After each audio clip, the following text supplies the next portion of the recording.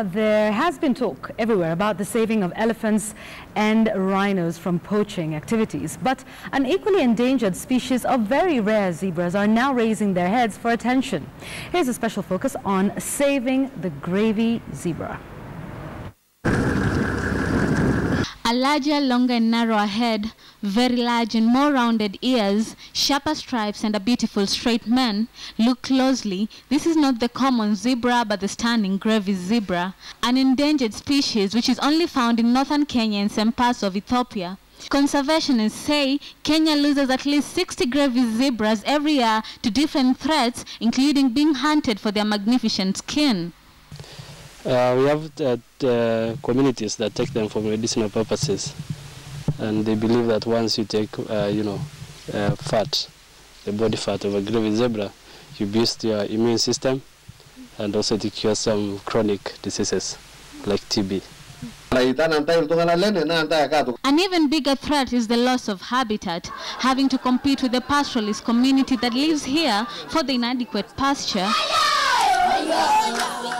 And that is where the work of conservationists like Belinda Loy, who founded the Grevy Zebras Trust with the help of others in 2007, comes in, convincing the community that the future of this beautiful animal lies in their hands by turning those who were once hunters to protectors. Many Kenyans don't actually know about Grevy zebra and the fact that they have an endangered species in their country, which is bringing income to communities in northern Kenya.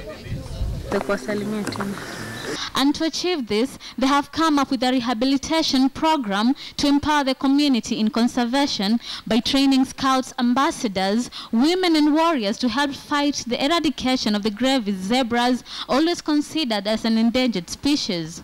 Na hatukulenga wale wasomi kwa sababu walikuwa na ile hofu kwamba hao wasomi nao ni watu ambao wanaweza kuwa ni wanatuchezea, lakini walipoona ni wasee kina mama wale tu wa nyumbani, ndio community wakaanza kubadilisha mawazo na tukaanza kupata support kwao. The major responsibility of an ambassador is to go to do the monitoring.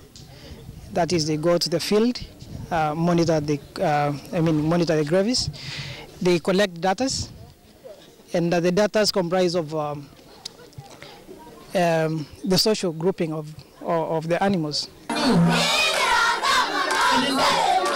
So today they came together to celebrate the progress made in saving the Grevy zebras. Through the work of the Grevy Zebra Scout program, they are slowly spreading the heart of conserving animals to the rest of the Samburu community, making them realize that these animals are an integral part of their lives, the environment and their culture. Samburu sana hutumia Grevy zebra kwamba ni indicator ya security. Pia inatumika kwa kuwa ina alert watu kwamba kuna danger mahali, ama wanatumia kufuata Grevies kujua mahali kwa maji na lishe bora kwa mifugo yao. The communities used to poach the Grevy zebra for meat, bushmeat. But at least with the initiative that has been started by the Grevy Zebra Trust, at least the community have started to change, though it's still a challenge that needs to be budgeted on. Conservationists say that as long as we address the key threats to Grevy zebra, then their future remains bright. At the end of the day, this can only work if the community shares the same goal with conservationists, that of protecting and increasing this species so that it can thrive in its natural habitat and subsequently provide both intrinsic and extrinsic value to the communities.